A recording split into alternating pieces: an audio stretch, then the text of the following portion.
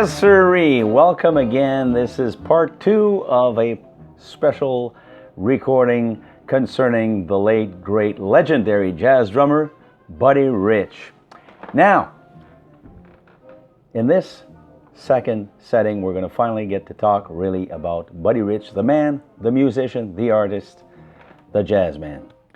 And first off, what I would like to say is that definitely Buddy Rich was a man with very strong opinions about music in particular. He had strong opinions about a lot of other things too, but about music in particular.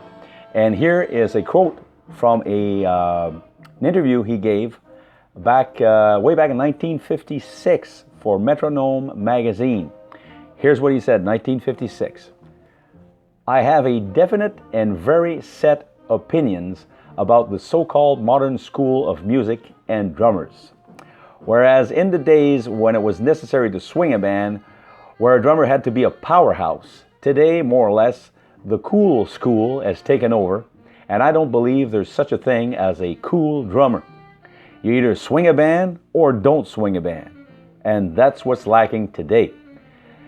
There aren't any guys who get back there and play with any kind of guts. And I like a heavy weight. I'm not a flyweight. I like heavy weights. And in my music, I like emotionally good, strong, heavyweight type of jazz. That's Buddy Rich, quoted from an interview given to Metronome magazine way back in March, April of 1956. Now, you can tell from that quote that the man had a very strong opinion about how drumming should be done. You know, it's heavyweight. His kind of drumming is heavyweight. Now, there's no doubt that Buddy's drumming is heavyweight stuff. You can feel his presence when you listen to his recordings, big band recordings, even in small groups.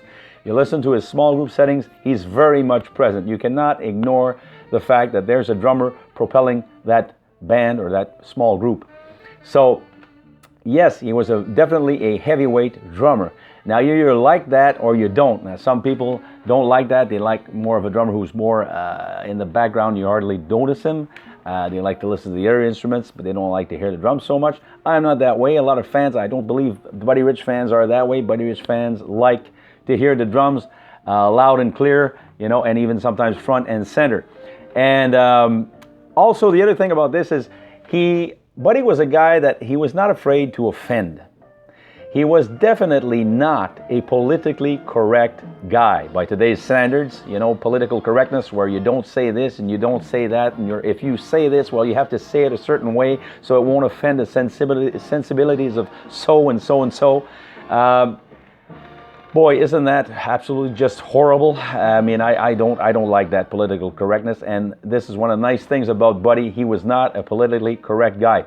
And if you listen to a lot of the interviews he gave on YouTube, which is there's a vast array of interviews available by Buddy on YouTube, and I encourage you, if you haven't done so, go ahead on YouTube and Google a search for Buddy Rich and write talk show next to his name, and you'll find all kinds of talk shows where he appeared. Of course, the number one being Johnny Carson, because Buddy was a personal friend of Johnny Carson.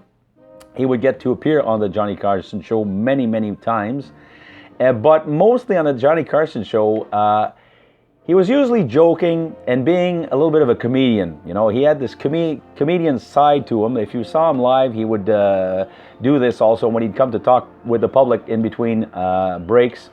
He would often come to talk to the public, or at the end of a performance, he would come down and rap with the audience a little bit, interact with the audience for a couple of minutes.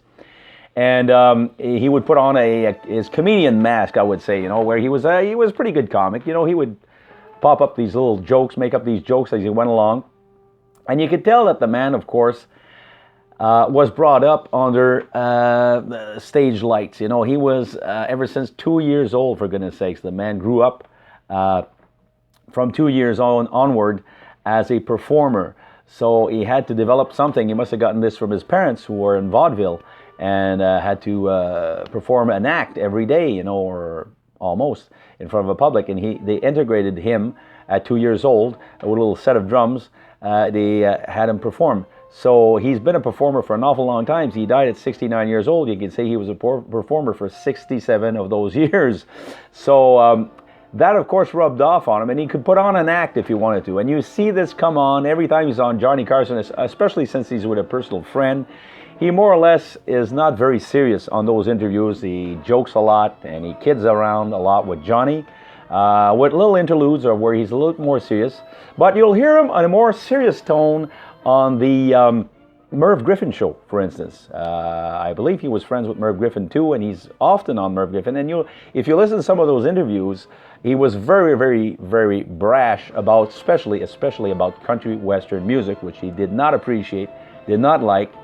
And in a pretty remarkable interview where he talks very candidly, very straightforwardly with Merv Griffin, you can see this. It's a 1971 appearance on the Merv Griffin show. You can type that on Google, on YouTube, sorry, and go and see that.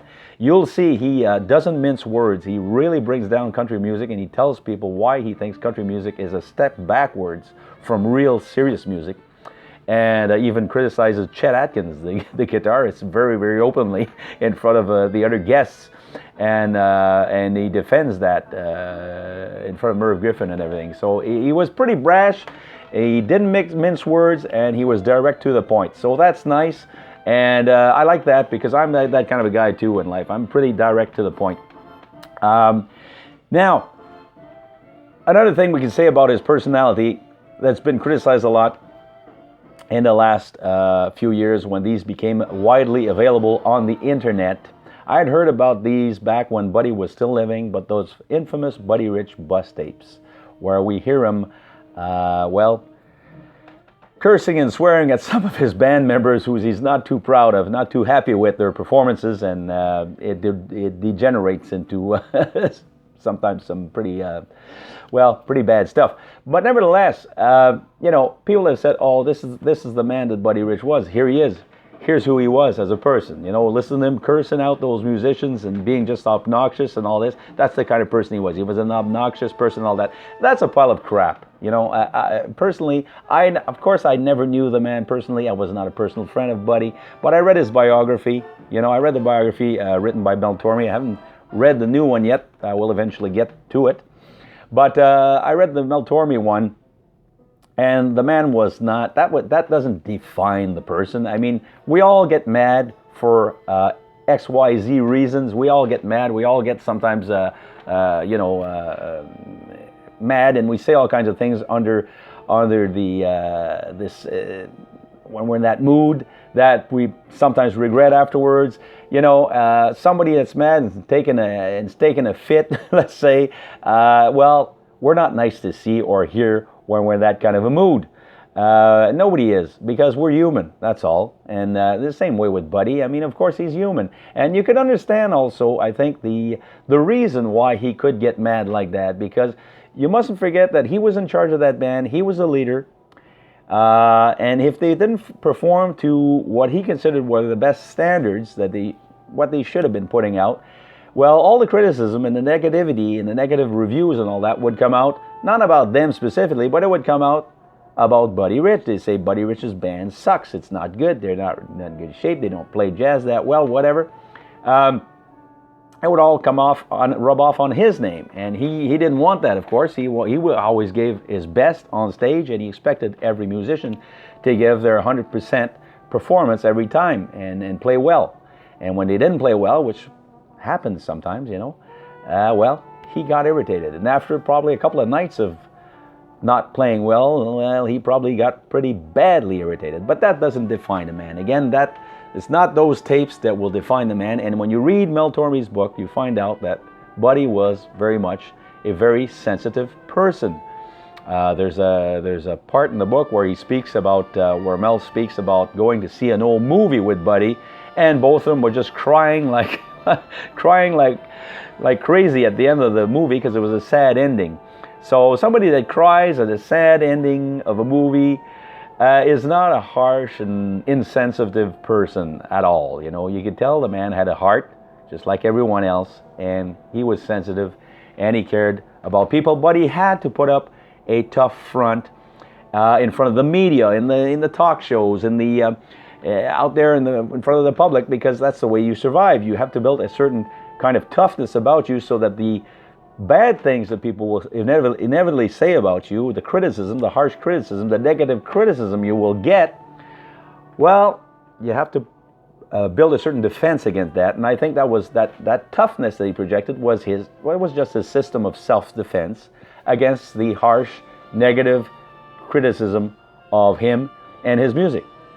So was Buddy a tough guy? Tough in certain respects, and not so tough in other respects. He was just a genuine human being, a 100% genuine human being. Now, that being said, what about all the music he played during those 67 years of career, if you want, in front of the lights, in front of the audiences? Of course, we don't have any recordings from way back in the days when he was a baby, 2 or 3 or 4 years old when he was playing back then. We'll never know about that. But there's some recordings that surface as early as the 1930s. He starts being pretty much well documented, and very well documented, because starting in 1939, he got a big job with a big name, big band, the great Artie Shaw. And so he's recorded with the Artie Shaw Big Band, and that's when we can really start hearing Buddy's work and Buddy's drumming in front of a big band, in a big band setting.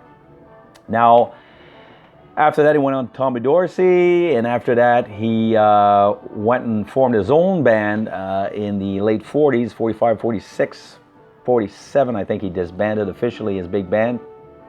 It was not the time, it was kind of a sort of a bebop, halfway between a bebop and a swing band, what he had back then. There's a record out that's available that documents a little bit of what that band sounded like. But after that bad experience, because it wasn't the time to revive a band at that point, he went into playing with small groups, and he joined Jazz at the Philharmonic and started touring with Norman Grantz's Jazz at the Philharmonic. And then you can hear him in all kinds of small group settings with all kinds of great legendary jazz musicians. Jazz at the Philharmonic had the likes of Oscar Peterson, Lester Young, and an array, Harry Sweets Edison, and you name it. I mean, there was just an array of all kinds of great names. Dizzy Gillespie was in there, was touring with them. Just Charlie Parker was touring with Jazz at the Philharmonic. Just an array of fantastic, legendary jazz musicians, and Buddy got to be a part of that experience of playing with these great names. And that's another thing that explains, his rants on those bus tapes. After playing with such phenomenal, great, unique, formidable jazz musicians of the likes of Charlie Parker, Dizzy Gillespie, Harry Edison, and the rest, no wonder the man was critical, and the man expected, more out of his musicians. And so he went and toured with Jazz at the Philharmonic, and he did a lot of studio. He started doing a lot of studio albums in the 50s, in the early 50s. And there was a couple of recordings that were put out on an album called Bird and Diz he recorded with the great Charlie Parker in 1950. Now, few people know that, but Buddy actually recorded with Charlie Parker. And he's on that album called Bird and Diz on the Verve label. So if you want to hear some early Buddy Rich in a small group bebop setting, now this takes him away from the swing setting, puts him in bebop, and as Buddy always said, if you're a drummer, you can play anything. You can accompany anything. If you're a real drummer, you'll play any style of music, accompany any kind of musicians. And he proves it on this by playing with the great Charlie Parker, Dizzy Gillespie. Then you've got a lot of live recordings with the Jazz at the Philharmonic tours, where you can hear him in all kinds of settings with all kinds of great jazz musicians. And during those days, he took really, really long, extended drum solos during those touring days with the Jazz at the Philharmonic, and some of them are available out there. Some of them have not been yet reissued. I heard a lot of these solos on old vinyl records that my municipal library had as a collection, and that you could listen to. And I found some old vintage recordings of Jazz at the Philharmonic and Buddy taking these phenomenally very, very long solos. I think I clocked it at about 19 minutes on the record. I mean, it takes the whole side of a 33.5 record, and it lasts 19 minutes. So yeah, he was really, really playing his heart out with these in these concert tours with Jazz at the Philharmonic. And after that, he started going into the studio, started pretty much 1952, 53, started going regularly in the studio with small groups that were under his own name. He was leading. And this part of his career is absolutely very well documented on a 7 CD set from Mosaic Records. Now, if you don't know about Mosaic Records, you should find out if you're a jazz fan, because they are a fantastic record company specializing in jazz reissues. So they're reissuing a lot of classic old recordings that have never been issued on CD before, and they're reissuing them on CD and also on vinyl, but in limited editions, very limited quantities. So when they do come out, if you don't get them then, well, you won't see them again for a long time, or maybe perhaps never again. They'll put out 7,000 copies, 5,000 copies, and that's it. And they put out in 2005, they put out the complete small group Verve recordings of Buddy Rich between 1953 and 1961. I'll tell you, I've been listening to them recently. I purchased them as a download on quite a few years ago, and I listened to them quickly and put them away. I pulled them out recently, and I've been listening to them again, and wow, this is just, if you don't know about these recordings, you got to get this set. It's a must-have for any Buddy Rich fan. They are fantastic, phenomenal examples of Buddy's great drumming in a small group setting. Now, there's something to be said about Buddy's drumming in small group settings besides the big band setting. Now, we're used to hearing him with his big band because from 1966 onward, when he founded that great big band that kept on going right till his death, he was mostly playing in a big band setting. And in a big band setting, it's that powerhouse drumming, and there's not very much room for brushwork, for instance. We very rarely hear him on the brushes when he's leading his big band, or he's playing with his big band. But on these recordings, where he's in small groups, he pulls out the brushes many times, and we hear some phenomenal, very, very good brushwork by Buddy. And I think it's very interesting to listen to him on the brushes, because he could be very nuanced. He could be a very nuanced and very inventive and creative player. And it comes out on these sides, recorded between 1953 and 1961 with all kinds of musicians. He's got Flip Phillips playing with him on there, Harry Sweets Edison. He's got Sam Most on flute and tenor saxophone. He's got all kinds of great musicians accompanying him. Just goes to show he knew how to surround himself with some really, really good jazzmen. And he's leading the early ones from the 50s, the 53, 55, 56 recordings are mostly swing. But then after 56, 57, you switch to he's leading a hard bop small group formation. And it's just, he's wailing. And he's playing phenomenally good during these years. He is very present. You don't mistake his presence. You cannot mistake his presence there behind the drums, behind that group, the small group that he's leading. He plays very much. He's very much in prominence, but there's a lot of inventiveness and nuance that we get to hear in these small group settings that somehow I find personally, I might be wrong, you can comment me and criticize me if you want below in the comment section, but I find that we hear more of a creativity in the small group settings than we sometimes do in the big band setting. And I don't know why that is. Is it because it's more individualistic playing, because you're more in a small group, there's a less wide amount of musicians involved? I don't know. But it's very interesting listening to Buddy's work.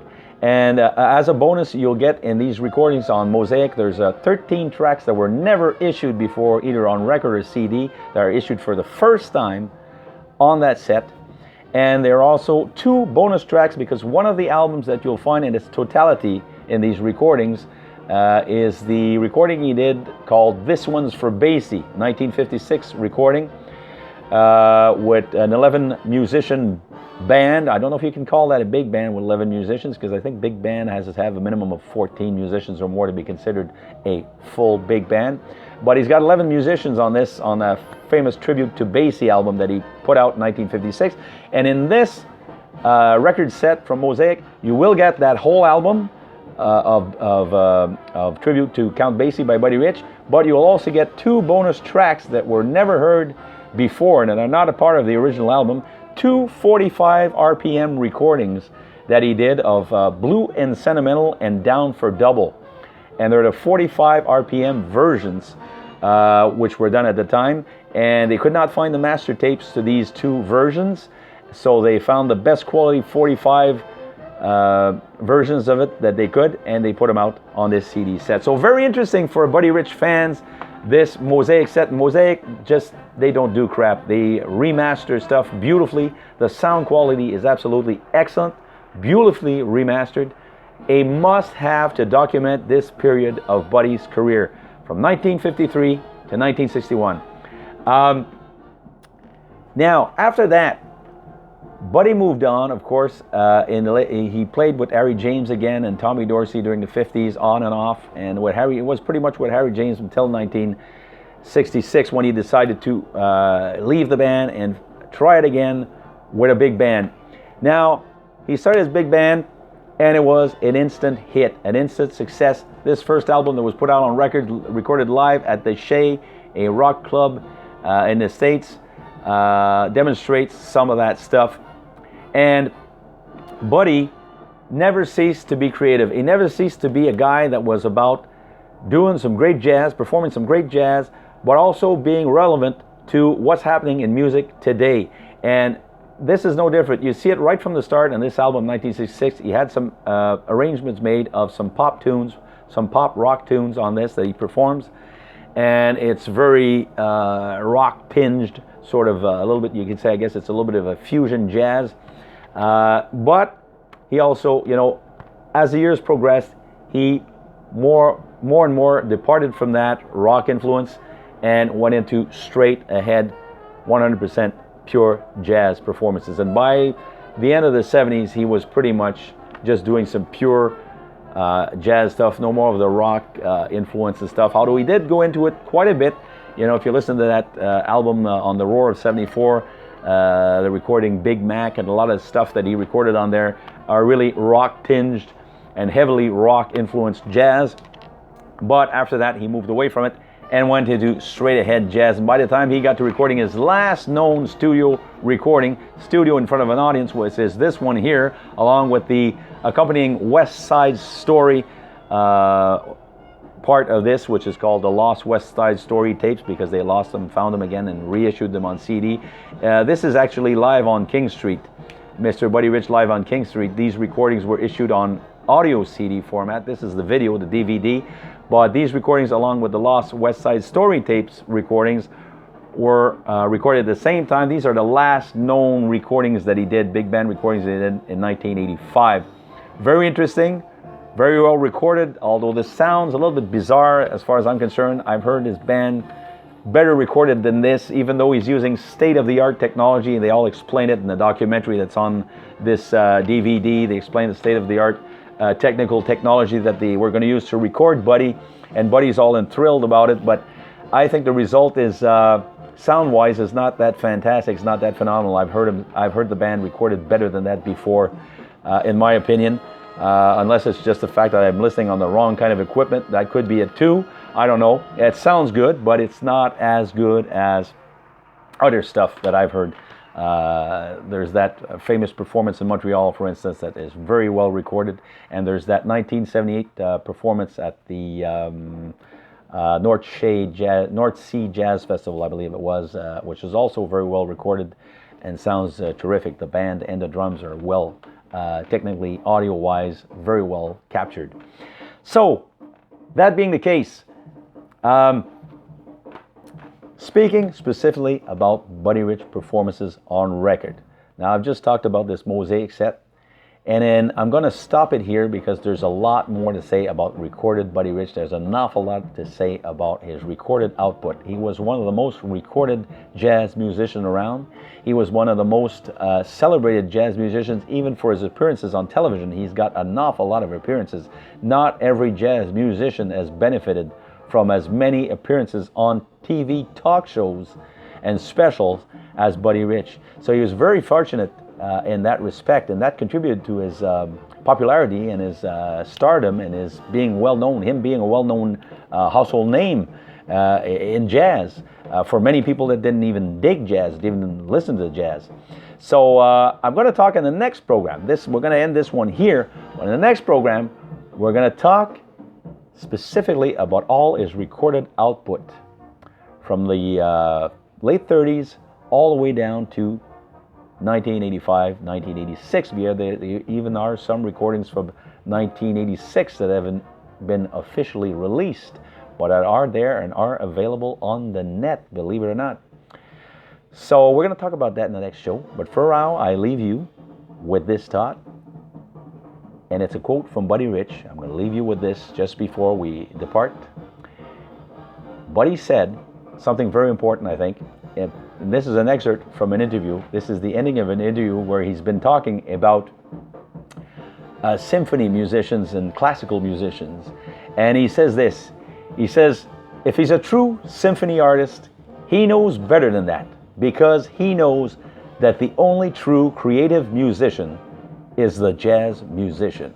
Now, how about that? Now, that's a blunt opinion. That's a direct to the point opinion.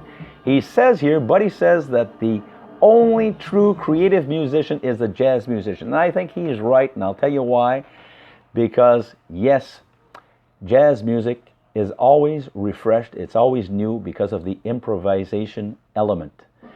You know that if you listen to Buddy performing a West Side Story medley 150 times, he's not going to play it the same way, the exact same way, the 150 times. And you know that he's going to refresh it in one way. He's not going to be playing the drums exactly the same way. He's not going to be, as musicians, of course, are going to solo differently. There's going to be different solos, different nuances coming out. All kinds of stuff is going to come out differently every time it's performed. That's what the magic of jazz is all about. It renews, constantly makes new, makes fresh again the same piece of music that you're hearing for no matter how many times. So that's fantastic, and Buddy has underlined this in this interview where saying that the only true creative jazz musician is a jazz musician. Yes, I agree, Buddy. You're right about that, man. And I got to remind you, I'm the Jazz and Blues audiophile. If you like listening to my broadcasts, go ahead and subscribe. You don't like my broadcast? You can comment on it and say, hey, I don't like you. I don't like what you're saying, Jazz and Blues audiophile. You're repeating yourself. You're talking too much. Whatever. Some people have already done that. Hey, my answer to that, if you don't like it, don't listen to it. Or, better yet, make your own video. Anyhow, I'm the Jazz and Blues audiophile, and next time I'll be back and we're going to talk in depth about Buddy's recorded output and everything that's out there that can help you appreciate everything he did even more. So until next time, that's it. Talk to you about jazz once again later on. Bye-bye.